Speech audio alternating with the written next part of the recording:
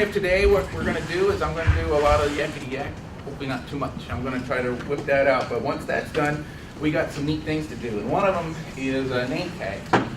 Who has made a name tag in Wagon Chain? Any part of our groups? Yeah, funny, right? Okay. So who has not made a name tag? Yeah, right. So we're going to do those, okay? I'm embarrassed because I have not made a name tag, and I got to the point where the Wagon Train leader last year made one for me, and I got one of these. So anyway, I'm doing my best, but I'll be in your name tag group doing name tags, okay? We got materials for that. We're going to have a good time, get together, knowing each other, doing name tags. Second thing is journalism. Journals. We're going to do journals, and if I'm not mistaken, Travis is going to be a part of that. Is that correct? Yep. Okay. So we got journals. Those of you who've made a journal in our group, raise your hands. Oh, perfect. I got lots of people. Yeah. You picked the right one. Those of you who have not made a journal. Yeah, well, okay, that's, 5 people raise their hands, 7 people raise their hands. Come on, where's participation? Who hasn't done it? Yeah, neither have I. Okay, so there's some learning. Who likes to do journaling? Right, I know. Yeah, I gotta say that, I hope that we at least try some journaling, because I think retrospectively, in other words, years later, you'll go through that paperwork and you go, oh man, that's cool. So, and it'll mean a lot to you and your family down the road, many years. If we got time, I'm going to try to get a radio's presentation and just try radio contact out. I think we got 6 radios. Did you bring your 2? Okay, so I think I saw Irv brought his. Correct, Irv? Yeah. Irv, did you bring the radios? Yes. Nicely done. So we have communication radios, and we're going to see how easy it is to communicate, because it's so. Who thinks it's easy to communicate? Okay. Who thinks it's difficult to communicate? Yeah. All right. So no matter where you are in communications and radios and so on and so forth, it's always best just to kind of hear on how things go, just to improve. Always improvement. There could be a time where a small bit of communication will save our life. Okay? And that's where we need to communicate. So that's radios. Dottie, raise your hand. She will be presenting what to bring on the trip. And I've been informed also that there is a person in here that will discuss or show what not to bring on the trip. No, and that person kind of is over there. It hasn't worked out. But So refrigerators are out. Yeah. Points will be deducted. well, you know what? I bet you we can find somebody that can pop out with We'll us. focus on the positive that Dottie will bring, the right thing to do. We will I just brought a focus couple on the things right myself, way to do but, it. I also brought my medical toy just to show what's in the wagon when it comes rolling around, and what can be. Hopefully, it won't be used, but if it is necessarily to be used, you'll just know that, man, we got an ER coming around the corner. That's pretty cool. So, at least I hope so.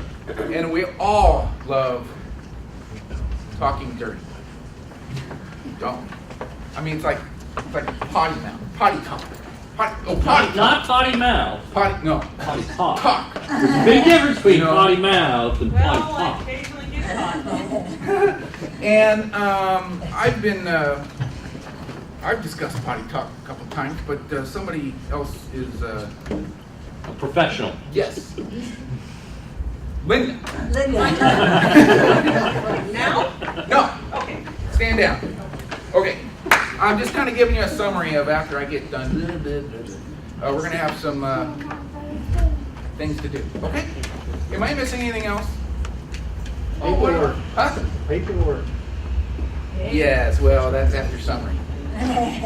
That's summary paperwork.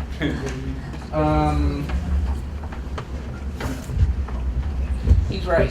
Sheldon is correct. So those who have not placed an application, raise your hands. If you're not sure you placed an application, also raise your hand. What, we got 3 people? Really? No, raise your hand. Give them way up there. Let me see. For people who did not? Did not put in an application. Okay, so 5.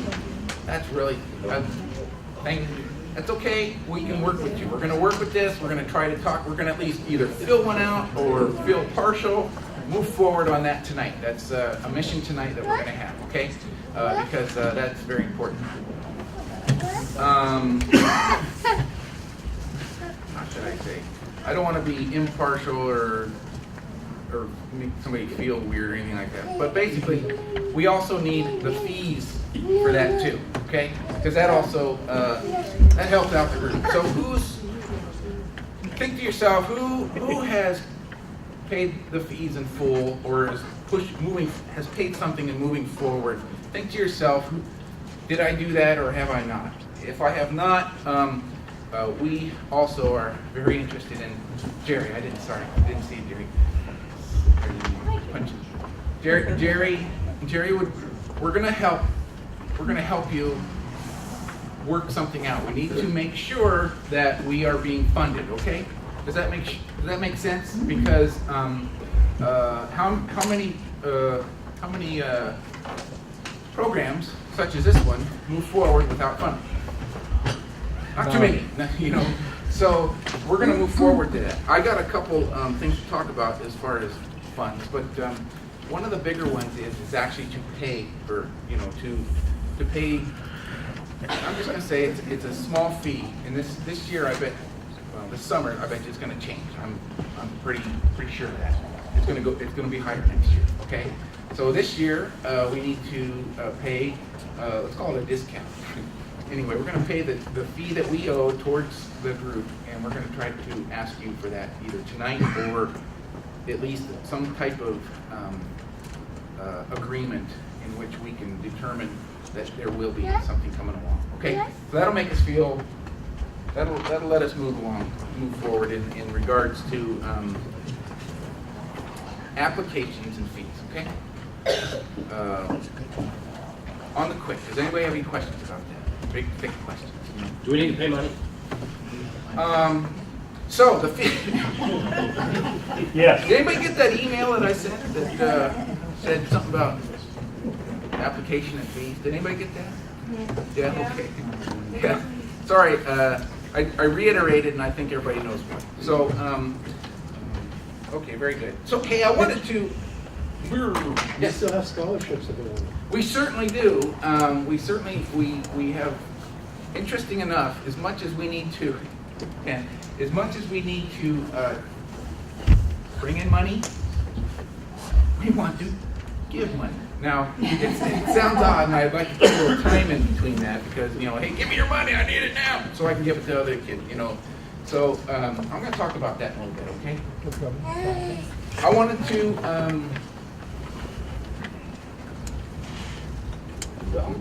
let's see. This envelope carries the contract that was just signed today by Darrell Vaughn, okay? So just to let everybody know that this solidifies tune-up, okay? Great. Right. Come on. Come on.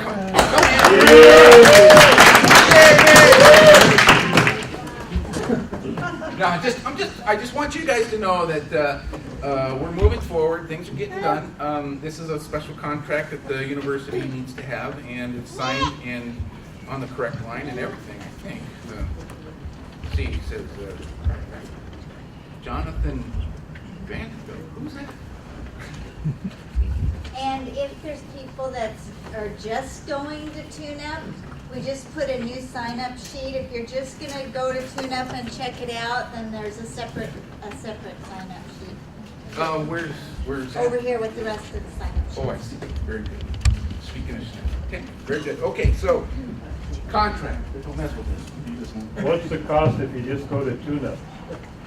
Tune-up is $25 per person. Okay, and interesting enough, it's you'll find that you'll be fed well, and you'll have great entertainment, and there will be walks, and really, if you find a place to park, that's pretty much all you have to do. Is get out. Everything will be, people will work with you, and you'll get a place to sleep, and you'll talk, and you'll see fire, and you know, and roast marshmallows, and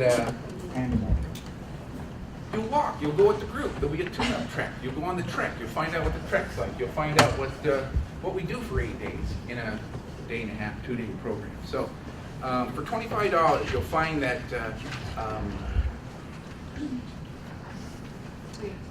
you'll get a lot out of it. Okay, and I'll segue into that because you guys are killing me. I try to make agendas here, and I one moment. So let's Totally changed. then bring it on. If you're only going on tune-up, do you have to register through 4-H? You do not. You do not need to register for the 4-H.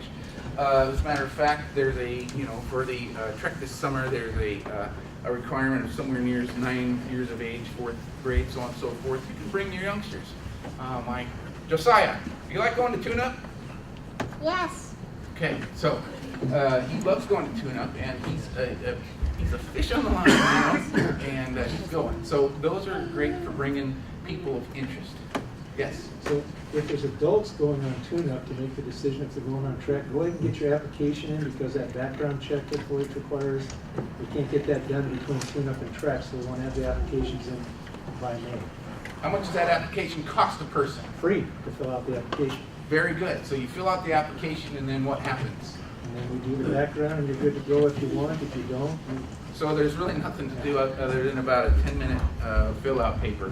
If anybody's interested in the tune-up and not going this summer, please fill out a form given to you by Jerry. Go up to Jerry and ask for him for the form, and it can be filled out quickly. I did it. It's amazing.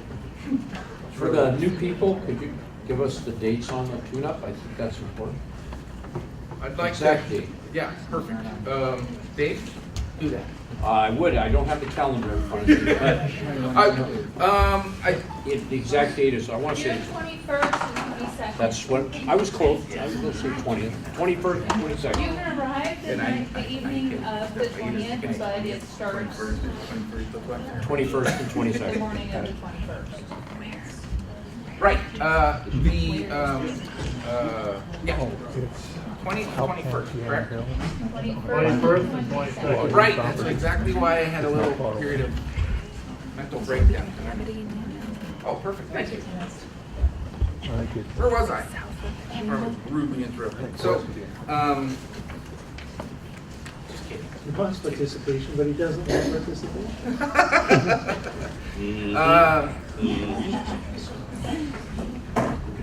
Tune-up. I'll keep it up. So listen, I think, remember, keep reminding me. Tune-up is more special than I actually was considering. I think a lot of energy is spent towards getting participation in this summer's event, the trek, the 8-day trek.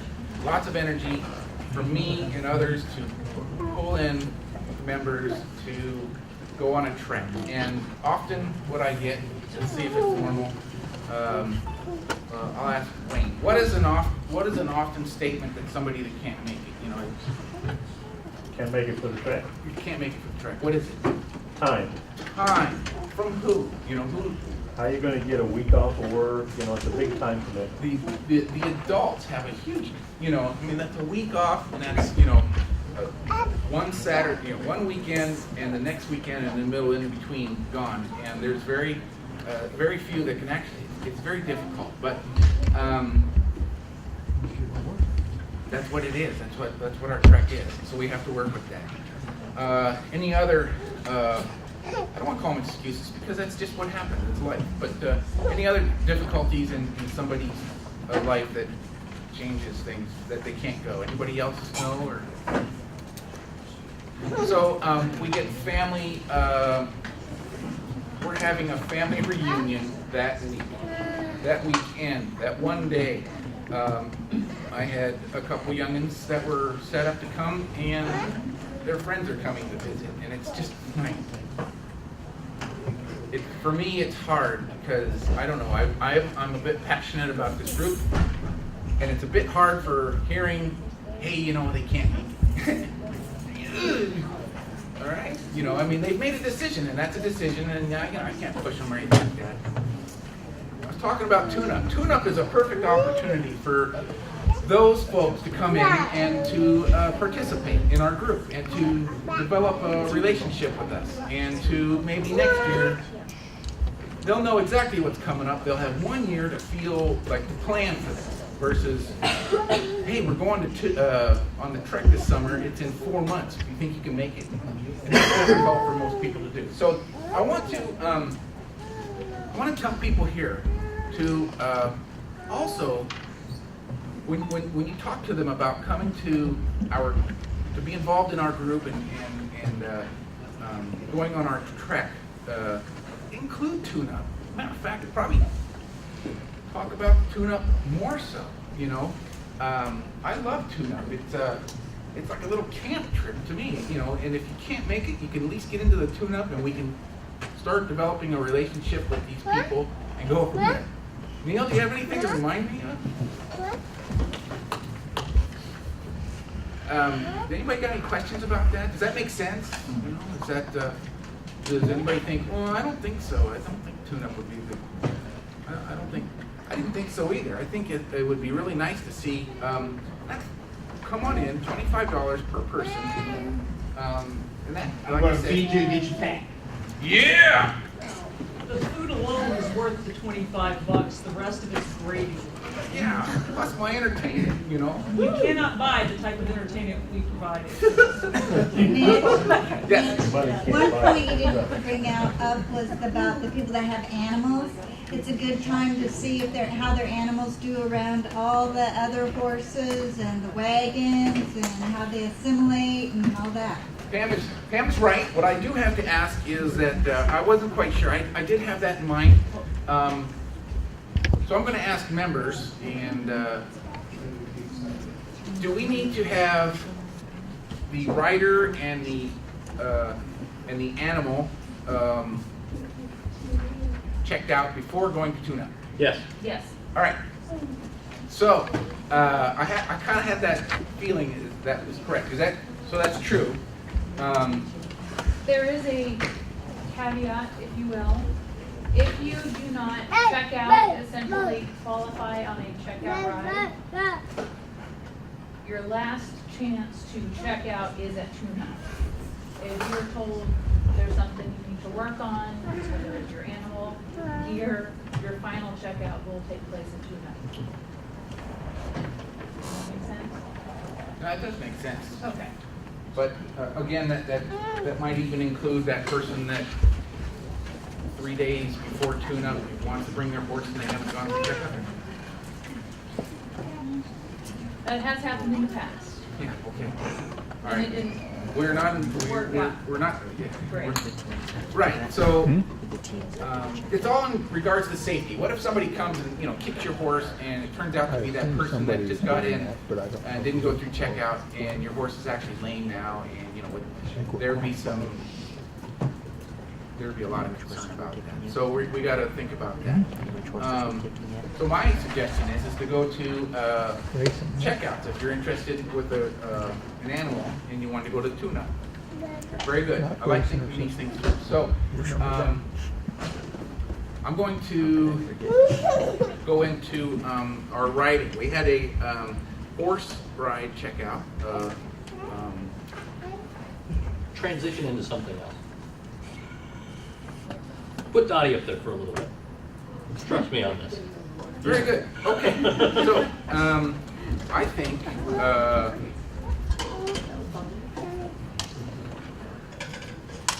what I'll do then, with that in mind, is I think that's fine, Dottie. So Dottie is going to discuss some items to bring and discuss items not to bring too. Very good. Not to take too much, because you'll find you don't use everything that you take. And so you've seen a lot of these buckets around, and the buckets basically hold everything I use in the week for clothing. And then we put the lid on and take the bucket to the campfire, and it's our chair. And the nice part is it's waterproof, so you don't have to worry about things getting wet. I'm just going to just unpack my bucket to give you an idea what I take, and other people have other needs, so they might want to pack more, but I take my bucket and then my bag with my sleeping bag, pillow, coat, and everything is in here. And most of the things that you take, especially kids, that you'll want to be able to, not everybody's going to carry something for you. So when you take your things, you need to carry it yourself. So make it light enough that you can carry it. And pack it out every day to the truck. So I'm just going to unpack a little bit to show you what I put in mine. I carry a little water bucket. It's collapsible. So when I want to wash up, I've got my own little bucket. And I'm just taking out clothes, just my swimsuit and some undershirts. I leave my pajamas on top because they're the first thing I want. Personal items, towel, washcloth, 3 pairs of pants to wear, and I roll them all in here tightly. And can everybody see that? And then I have my shirts. And you want to dress warm. It's cold in the mornings and it gets cool in the evenings, so you want some flannel and undershirts. And maybe I take turtleneck and a little thermal shirt. And then I take lots of socks. I spared you the undergarment thing here. I throw them in the bottom too, but there's lots of socks. I take about 13 pairs of socks because I change my socks sometimes twice a day, and then we have time on the trail to wash, so I'll wash and dry. But what I like about our buckets too is I take Velcro and I line it along the side. So I have like my camp soap and shampoo, and I have other things. I keep my toothbrush, everything personal around the outside edge here at home. And that way when I want it, I can just reach in and pull it out, and then I'll throw it back in. So it's just something that I do. Not everybody's, they have their own way of packing. So that's about a week's worth of clothing for me. It might not be for someone else, but then in my big duffel bag, I carry my pillow. I have a spare backpack, and I use this for hiking when we're on the trail. I put my rain gear, which we should have the rain ponchos. Dollar store carries them 2 for $1, the little plastic ones. And I carry my boots. I have my hiking boots in here, and spare socks and washcloth and anything else I might want in here. And this we throw on the wagon when we're walking. We can go get it when they stop. So if you need something out of here, then I just have this for the wagon. I have my heavy-duty warm coat and an extra blanket. If it gets really cold, I have a little blanket I bring along. And my sleeping bag, and that's it. I usually have everything wrapped in plastic. I use these big Ziploc bags, but I couldn't find my stash, so I put one in to show you. But it's kind of nice to have everything lined, because I noticed these bags get kind of thin when they're thrown on and off the truck. And so I was looking in the light the other day, and there's a hole in this somewhere. And so I just, as a protection, keep everything in plastic. When our things are, when the trucks come into camp, then they take our things and put them on the ground. And if the ground is damp, then your things are going to get damp. So you might want to consider plastic bags. And there's just, you can just take way too many things, and then you're just tucking the stuff, and it's in the way. And I know I was asked to say what not to take, but everybody knows you don't take cell phones and all that kind of thing, especially kids. And there's just, you can take, things I would recommend taking for kids especially is maybe a book to read, cards, just something when we have a spare moment, things you like to do that are like that. And Wayne. Do you have a pad that you keep on? I didn't bring my cot. Sometimes I have a cot, but I prefer to sleep on the ground. And so a lot of times I'll borrow like one of the grandkids' pads and they take the cot. But yeah, I do have a small cot I do bring. And that's something that's optional. I seem to sleep warmer sleeping on the ground. The cot you can have lifted up and you put your things, store your things underneath the cot. It stays warmer, but I seem to sleep warmer sleeping on the ground. Any questions? Yeah, I prefer the cot, but you do need to have some kind of insulating pad on it. That's why I take It the actually pad. takes less room to have a cot because you can put all your stuff under the cot in the sleeping area. So you don't spread your stuff all over. It takes up twice as much room if you have a sleeping pad and go on the ground as if you have a cot. 50-50 with the cot thing, you know. That's why I take the wool blanket because a lot of times I sleep out under my sleeping bag, sleep warmer or over the top, covered over the top of me. But I pack pretty light because as a first year I took way too many things and I thought, wait a minute, I'm bringing half this stuff home. I didn't wear it, and now it's all dusty from being in and out of the thing, and I still have to wash it. So plus you have to pack it around. So anyway, Elmer. It was mentioned you don't have a flashlight there. Oh, you know, you're right, and I have my flashlight in my pack here, and I didn't mention it. Thank you. I have a little pencil flashlight, but we should all have a flashlight. And Again, I prefer a headlight, but some people do. because then you can use both hands. Sometimes I got a mule in each hand. Any other questions?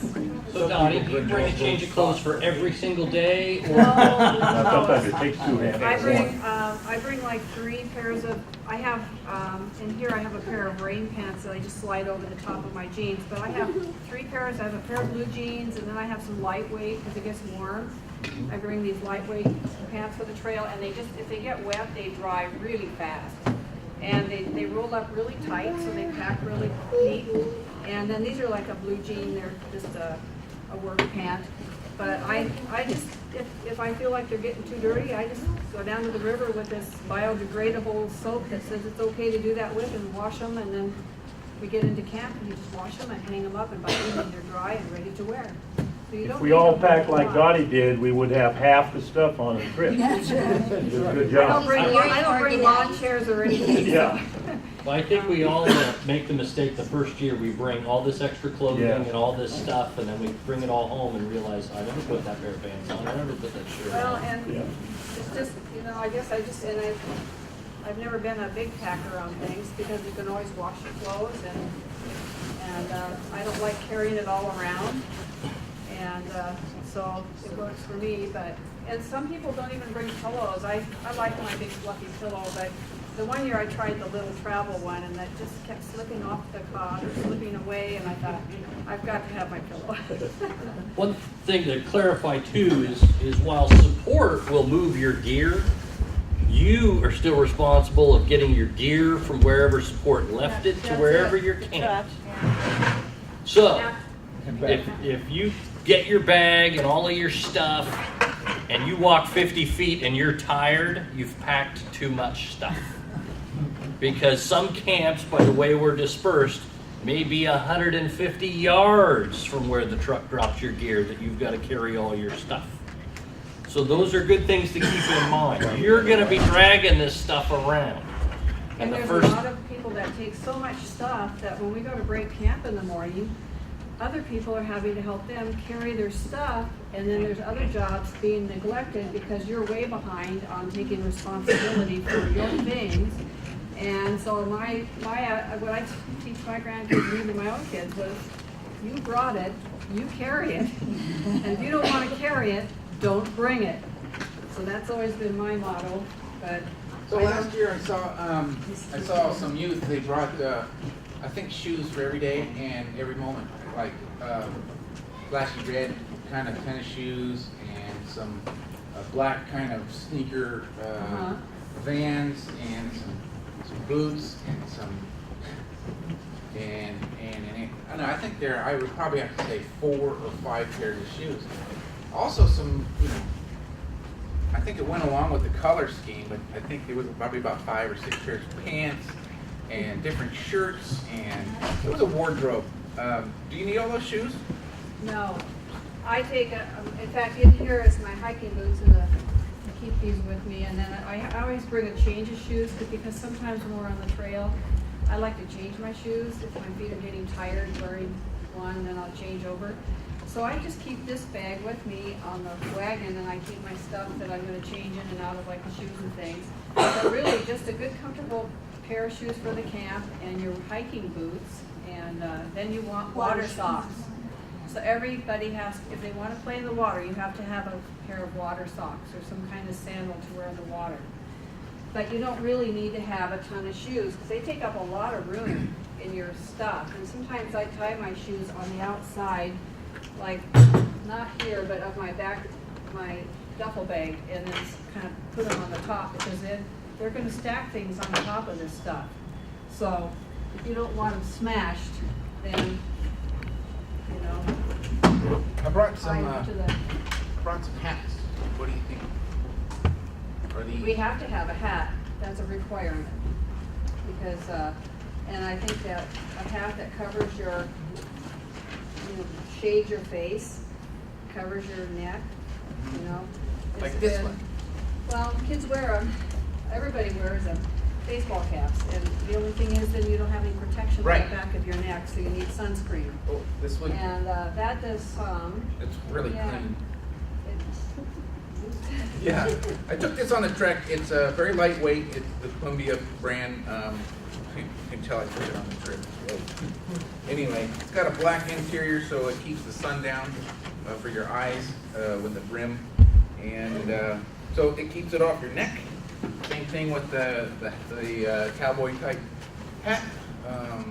Keeps the sun off the neck. It's brimmed, and I have something else. It's got a net around it, but. If I'm not mistaken, this is not the correct type of hat to keep the sun off No, it your doesn't. eyes, because it doesn't protect your ears, but they'll get burnt to a crisp, and you'll see the medic and also the back of your neck. There's all kinds of hats out there with a little cloth, you know, but you can also take a scarf and tie it up around your neck and protect your neck. And As far as anybody under the age of 18 riding a horse, hats are great, but you are required to wear a helmet. It's a 4-H requirement. So keep these ideas in mind when putting the helmet on. Get something with a brim, cover your neck. And we do provide those, right? We do provide, we have a certain amount of helmets. For wagon For riding. wagon. We have We do some. not Not have helmets for- for Yeah, outright. if you're Okay. doing your own horse, you have to have your own helmet. Thank you. Thanks, Dottie. Ready?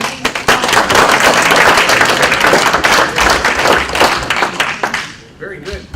Next will be potty talk. Well, next will be Mitch and then potty talk. Stand down.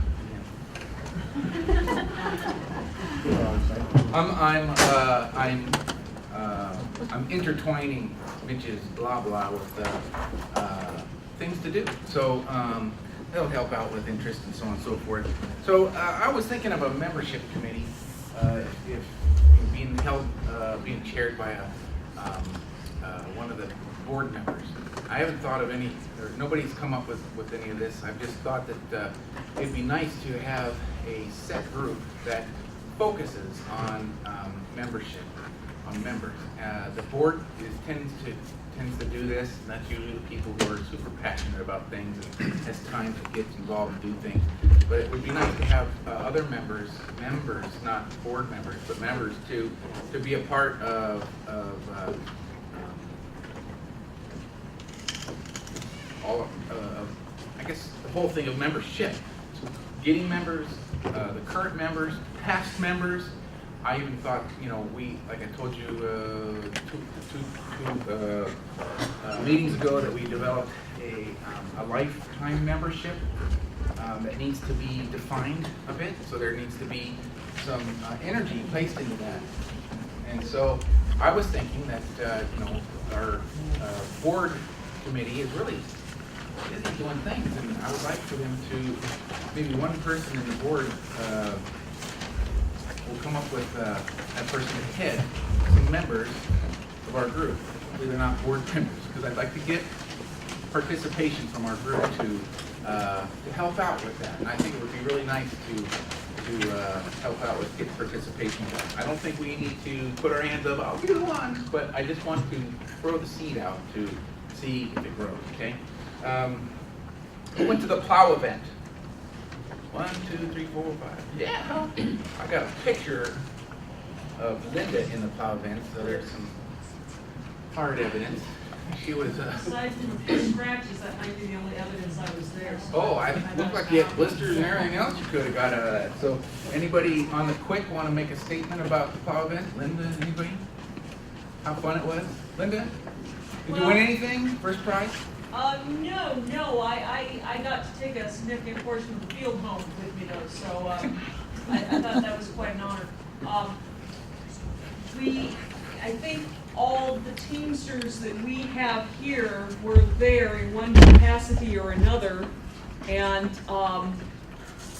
it's fun to get out and do different things with the animals. Also, for those of you who aren't familiar with using equines in the draft capacity, there's a lot of riders, or I don't ride, but I know somebody who does, and I went and watched them type of thing. But it's a different set of skills to actually be driving animals, and that's something that we're going to encounter on Wagon Train. So it's cool to see some of the Wagon Train faces out there. And when you're talking about Wagon Train to people, it doesn't hurt to just throw that out there that it's not just Wagon Train that these people do. You encounter us in all sorts of interesting equine type activities. So you can incorporate it into your sales rep. And we had wonderful weather, by the way. Yeah.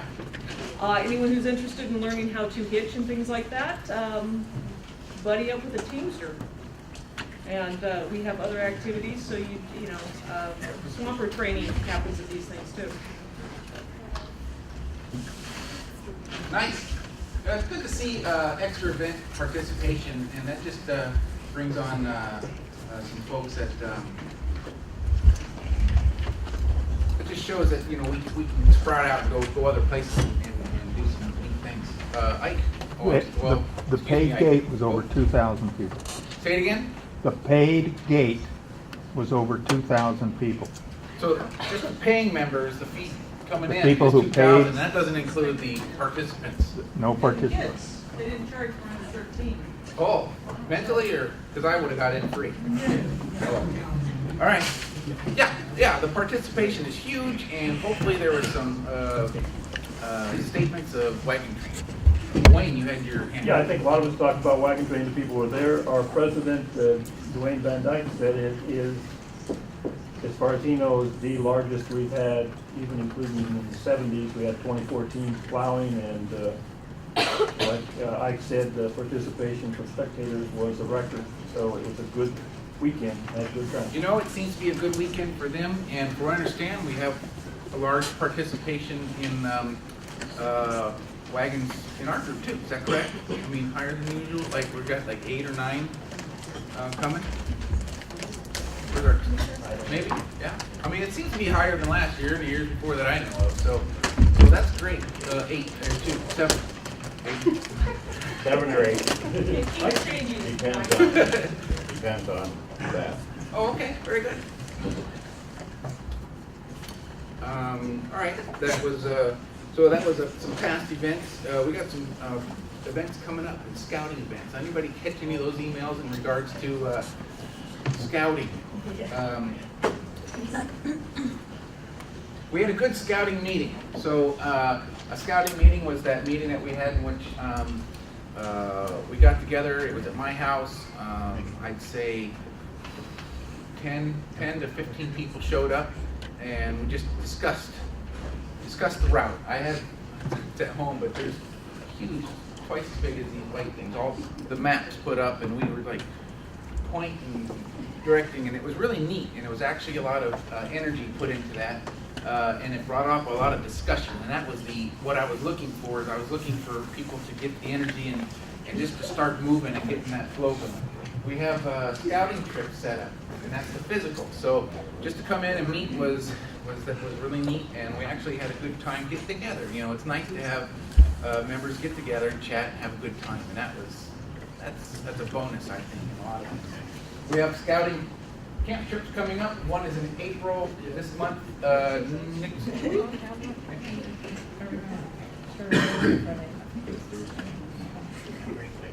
Dave, is that correct? Thursday, 24th? Well, for those that can get over there, I'm gonna be over there on the 26th for one day myself, but anybody that wants to camp. Is that correct? Are we looking at the 24th? Don't want to be confused here, but Yes. okay, very good. So we're looking at, you know, between 24th and 27th, there's going to be participation out in the Ochoco's. We're going to have Sheldon has put a little time into determining when, where, how, and who. So today, if you're interested in going on this, going over there and seeing what the trip is, or just scouting, not seeing what our trip is, our line, or where we're going, just to scout the area to get some suggestions on where to go and where not to go, okay? That'll be April. Doing the same thing. This is Memorial Day weekend. And I cannot participate in this. I can in this in full. So, Sheldon, could you do me a favor and discuss, you had mentioned to me earlier, I believe today, that what it is. Okay. Going over to Scout, we've got several different inputs. We have one linear trail, one that looks like a malaria germ where we'd stay in one camp and kind of get loose. There's our trail that we ran 4 years ago, which was like an 80-mile loop that worked out well. So we're going to look at all options. The first trip will be going over, identifying campsites, identifying routes for support, and then we kind of connect the dots. Most of the area we'll be looking at is pretty well known already. The group used to go on the north side, the Mount Howard Highway 26 site. The last time we went north-south to Big Summit. So what I've done, I have a handout for anybody who's sure they're coming this 23rd through 26th. I think Jay said he's going over Thursday night. Cascade and I will head out early Friday morning, get there midday Friday. Right now we're looking at Walton Lake Snow Park where we staged 4 years ago. I checked with Forest Service, it's snow-free and dry at 5,400 feet. If we get there and people would rather go down to Allen Creek to camp where we have tables and fire rings, or up to Wildwood, we can make that determination once we've gathered everybody together over there. I have a little synopsis. Anybody who's going can grab a copy. It's got just what the intent is. And really what we're doing is we're going to go over as a group and we're going to camp. We'll have a little mission. We'll send somebody to go look at this, mark down, take pictures, or on a map. If you find a great campsite, give us distances between campsites and ways that support can be in. Because we take wagons and horses just about anywhere. It's support's route that we have to be really conscious of. I know some folks are going over for the sale Thursday, Friday. If they can come on over and join us Saturdays, I anticipate Sunday by noon, bugging out of there and heading home. It'll be a fun camp out. Bring Dutch ovens if you have them. Encourage that for cooking. Right now, snow-free. Forecast I looked at starting Wednesday, snow showers mixed through next weekend. So we may have a little fresh snow on the ground up there. The list I have has a brief what to throw in: recovery gear, axe, shovel. Won't need a lot of chainsaws. I'll bring mine. Those roads are pretty well maintained over there, but if you get out there and the tree comes down, it's good to be able to get it out of your way. Any questions? Yes? So you're going to be in vehicles? You're not... Yes, this is a vehicle scout. We got to cover a lot of ground in a couple of days.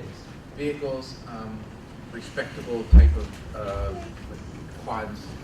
I think there's going to be a dirt bike that's not necessarily the tear it up dirt bike. It's like a nice dirt bike to go around. It's certainly not a go out and play event in that regard. It's to go out and scout. People are invited. That's just what we want to make sure the members know, that there's an opportunity to help to get together and do this. Okay? Now, if you want to go and the only vehicle you have is your family daily little SUV, bring it. We'll get you into a four-wheel drive. Your car can stay in camp, and we'll get you out as part of the scouting. There's plenty to do. All right. I want to we'll break for please, let's just make it 5 minutes. Get your, I'll take this one. Irv has raffle tickets, and I'm sure he would love to raffle off. $100 gift certificate for Coastal. He got another $100 gift certificate for Coastal. Who won the last one? Yeah, I who won the can't last remember. time?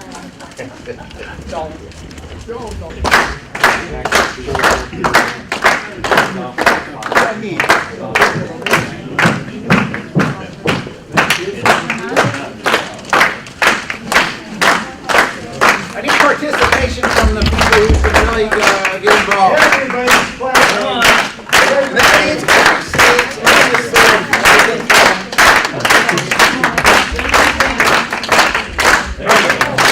thank you very much. Now listen, is everybody paying attention? Jeannie, Pam, is everybody paying attention? Stephanie, Laney, paying attention? Giggle boys? Are you sure? Is everybody paying attention? When we go on our trip, I'm going to need participation from everybody, and it's going to be, we need some expedience and sometimes. All right, so today's a meeting, and we move forward, and it's no big deal. But when it counts, in other words, when we're going to go on our trip, and we're going to go out, and we're going to try to get out at 8 o'clock, and we're all going to be chitty-chatty until 8:30, I'm going to get talked to by all the members. Why didn't we get out sooner than later? Sometimes just because we don't get our act together. I said in 10 minutes, actually 5, and then at 10 after, and I had to clap, and nobody participated. It's just really nice to get some nice participation out of it. Now, I hate to do that, but I gotta get my little motion out there and just say, you know what?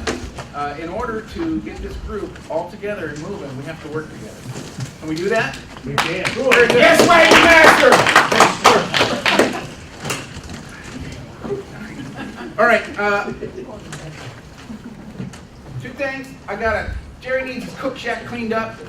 I'm not quite sure what date to do. I got up front on a clipboard saying, I can help Jerry clean the cook shack. Now, this is everybody, and parents, try to get your children to participate.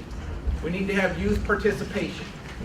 I'll be there. I'm a youth, and mentally that is.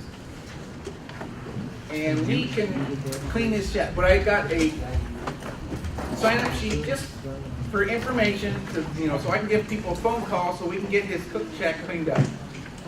If he doesn't clean that up, we're not going to have food this tune-up and/or meeting. So anybody interested in cleaning this thing up? Where is it? Where is it? Where is it? Cornelius, Thank you. not too far from, Right across the street from Colson. thank you. Linda, Brim, and Donna, sorry about her last name, I don't know it. They had they were officials in a horse ride checkout, and they checked out 4 people and gave them thumbs up. Yay! That's 4. Okay. I'm not exactly sure if there needs to be a couple more checkouts. If so, we'll get a date to you in a checkout ride. Now, I went to that checkout ride, and it was the 4 participants, Donna and Linda. There was no walkers, and there was no other riders. Kind of hurt me a little bit. So I'm just saying that these are opportunities to go pick your horse up and go. My excuse not to bring my horse, I went to church, cleared out of church, and got there an hour late. So that's why I didn't go. But I'm just saying, we have some things to do. But the people that don't, it's opportunities to get together on the out fringes, to get together and to do the things that we like to do. And so, so when we get another event, we've got some events here, other events. Let's get together. Let's have fun. I had fun just talking. We sat in a chair and chit-chatted. It was good. Good stuff.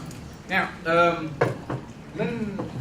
Can we have a show of hands who is planning to ride a horse but has not checked out? That's a good idea. On, if you're riding a new horse, have you not been on wagon training, or are you bringing a new horse? Yeah, it's on. Oh, I'm sorry. Yeah, so. Yeah, we were the fourth. Okay, great. Thank you for coming. That was nice. It was I came in when you guys were leaving. You know, it was just that's how that worked out. I showed up, but anyway, late. So thanks for coming. I wish I was sooner. And I had some- think one of them lost the boot too, and we forgot to bring That's it. correct. Linda Oh, did. yeah. Oh, Do she you found have it? Yes. Oh, okay, I forgot to bring it. Oh, okay. Oh, okay. I was gonna say, because I could get it from. Linda. Okay. Linda. I'll try to. Now time, yeah. Sorry. Stand down. Okay, can I roll up the screen, because I want to draw on the board too. And I came on board in 2008 as the medic, and my goal was to actually, besides just have fun, I thought, hey, you know, hanging out with these people, I might actually learn how to harness a horse. That would be interesting. And I got through the 2008 trek without having ever touched a harness, and was a little disappointed, but then I made a friend, a rather special friend on the trek, and things have changed a lot. So this year, and for the past few years, I'm a teamster. I replaced myself with Mitch, the medic, and you all see what Mitch went and did after 2 years on the medic. Now he's the wagon master. So in the past, we have had a count of one designated. That is the medic to go to when you have a problem. And if you don't know if your problem is something that you need the medic for, generally, if you need help and it's either gross or embarrassing or bloody, it's the medic's issue. It's their department. So there's two of us, and then there's Jessica. Jessica's an emergency room nurse, which means that she's basically a lot of the same kind of stuff, except she doesn't have to drive to get to her clients. So I've got two things to talk about, and we'll start with the embarrassing part. Actually, it's good and embarrassing and gross. We'll just get it out of the way. We're going to be out on the trail. Yes, get it out of the way. Thank you, because we don't pun either. We spend a lot of time clapping, and we sing ridiculous songs and do ridiculous, it's a 60s party from a 60s movie and all that kind of stuff. And if you just let go and say, this is the way that we roll around here, and just go with it and have fun, you will have the time of your life. If you're busy being uptight about things, then you'll probably be seeing us for laxatives or something. And so, nice segue there. On every wagon, we're going to be out. And in camp, the idea is a quasi-recreation of the Oregon Trail experience. But there are some things we simply will not choose to recreate. Cholera is one of those. We're going to skip communicable diseases of all sorts if we can. And we also take advantage of some modern conveniences like trucks. So we have the support crew, and with the support crew comes something called a biffy. And I was with this group for 2 months before I figured out what a biffy was. A biffy is a porta potty of sorts. It's like an RV toilet, and the interesting ones are hanging out in a former 2-horse trailer, and then the other one is a specifically made biffy trailer. But it's a little, it's a portable toilet, and it doesn't go on the trail with us, which means that sooner or later, and in my medical opinion, sooner, as a matter of fact, in my opinion, twice a day, you're going to need to step off the trail. So, every wagon will be equipped with, we usually have a beautifully colored little cloth bag. And in that bag will be 3 items. Hand sanitizer, because we don't want cholera or anything else. So, you know, it's okay to pet the mules and not wash. It's not okay to do some other things and not wash. So you got to clean your hands afterwards. There will be a trowel in the bag. Let me get back to you on the trowel. There's a roll of toilet paper. Now what you do as far as things you take out of the bag, or whether you take the whole bag, it's kind of up to you. But then again, when we've been on the trail for a while, someone else might need the bag. So I would leave it and just take what you need. The rule of thumb is, if you don't want to step in someone else's, bury yours. The trowel is for digging a hole. That's the only thing the trowel is for. The trowel is going to go back in the bag. We would like it to be clean. Clean would be overstating it, but we would like it to be sanitary. So the trowel is for digging a hole. That is step one. Digging a hole is step one, and then there's a little bit of a skill set which I'm not going to try and demonstrate or teach unless someone just feels they need a personal tutorial about hitting the hole. If we're going to be around trees and shrubs, and if you need to hurt something with a stick, you know, you've all been doing this for a few years. So then you bury it, and that way we leave as little trace as possible, and the next person who comes to the tree, if it looks like the earth has been freshly disturbed in that particular spot, maybe you want to move just a little bit to the left. Come back, put it all away, and hand sanitizer. So that is outdoor toilets 101. Now, the medical thing here is, guys, we're going to be, right now, we are sitting somewhere around the range of 200 feet, maybe a little bit less than that. That's the altitude we're at now. And if you go up to the Sylvan Hill, which is the highest point you can get to around here, you're at 1,000 feet, and you're not going to be there very long because that is the crest of the darn thing. How high are we in the Ochoco's? It started at 5,400. We go up and down. Okay. Life is different at altitude. And one of the things that you simply do not realize in this extremely convenient world we live in of the water fountain just down the hall, the bottled water at every gas station and Quickie Mart and grocery store that you're in, is that we lose water much faster than we realize. Altitude causes us to lose water. Walking, that's an L and then a K. Breathing hard. Sweating. Heat. Dry air. You're going to be losing water like crazy, which means that you should be putting water in. How much water do you have to put in? And you can do water in the form of juice, and you can do water in the form of coffee in the morning or tea, and you can do water in the form of just water, and we're going to do some electrolyte supplements because believe me, you will need them, whether you're used to doing that or not. The way you know that you're taking in enough is that you are putting it back out. If you can go all day from the time we leave camp to the time we roll back in and you get all your stuff set up and everything else, and then you're thinking, wonder if there's a Biff around here, you're not drinking enough water. You should be having to go at least once, if not twice. I'm talking about number one, you're peeing, urinating, whatever you want to call it, while you're on the trail. That's the only way that you know you're keeping yourself healthy enough. And most of the people, we have, a majority of young, healthy individuals who can kind of beat themselves up some here. The older we get and the less healthy we get, I'm not picking on anyone else with gray hair out there, well, maybe a little. We can't take the punishment, so you don't want to mess with your kidneys. Not having enough fluids will do a number of other things to you. It will do things like give you muscle cramps. It will get you headaches. If you walk into camp and you're going, wow, I've got a headache, you didn't drink enough. If it's been 2 days and you haven't moved your bowels, pooped, number 2, whatever you want to call it, it's probably because you didn't drink enough. Once you get behind, then you have to work to catch up. So the point of having the medic, and the medic who runs around saying lots of embarrassing things about your bowel and toilet habits, is that we're kind of working on something here. This is the performance art. And this was January, by the way. And I bet everybody's been out conditioning themselves in their equines and working on breaking in their shoes. And no, you haven't, have you? Okay, well, me neither, because I got the shoes years ago and they're very nicely broken in, but they're good shoes for me. Now, you've been wearing your feet your whole life, so you know what is a good footwear for you.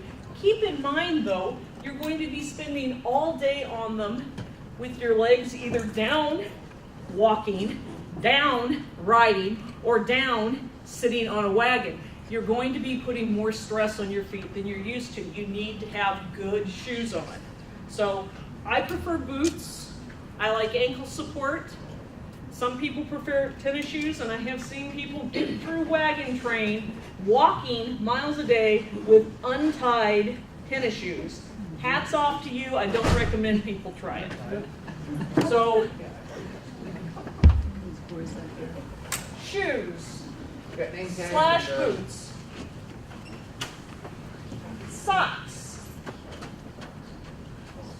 no cotton. This can be kind of an outlay on your part, but if you're running around wearing cotton socks, you're going to sweat. And when you sweat in cotton, you're going to be wearing wet socks. And when you wear wet socks, you break down the skin on your feet, and then you get blisters and other things much more easily. And then guess who has to do a lot of work? We've got some other things going this year. So we would rather you take good care of your feet early than produce a crisis at the end. So condition your feet, get good material to work with. If you are someone who's prone to blisters or foot problems, talk to me. I actually used to do a lot of hiking. I know some really cool tricks with moleskin. And we happily train you up ahead of time. Condition your body. Find, something to do, especially those of you who are walking the checkout rides. They invited us, come walk with us. The morning of our next meeting is, I believe, the Heart Association, American Stroke Association Walk for Health. It's going to be down in Portland, 5K. If you need something to obligate you to get out and do it, this is the season for a walk for any kind of health condition you can think of. So get out and do it. Think in terms of your clothing. This is another one of those modern technologies that we're going to take full advantage of. We don't have to be wearing buckskins and the shoes that you alternate feet so you wear them evenly or anything like that. We have good polypropylene wicking layers, everything else, the hats. Someone mentioned shoes for every occasion. No, shoes for water, shoes for walking in, and shoes to get more comfortable in once you're done walking for the day. Right. Yeah, pick the good stuff. It's worth your while. Pants that you can actually move in. No heels. Get healthy. Take good care of yourself. It's a good time to start practicing eating right a little bit. Start considering some other things here too, like just getting familiar. Let's see, how much water am I consuming? Gee, did I actually go all day without going to the bathroom? Thinking in terms of your general health. What are you going to do to, do you have any medical conditions? Please pack all your medications. I'm not picking on anyone here at all of them. But if you've got something you need to take, even for the children, parents, we're not the school nurse. I don't have to give them their medicine. I want them to have it themselves. There's some self-sufficiency issues here.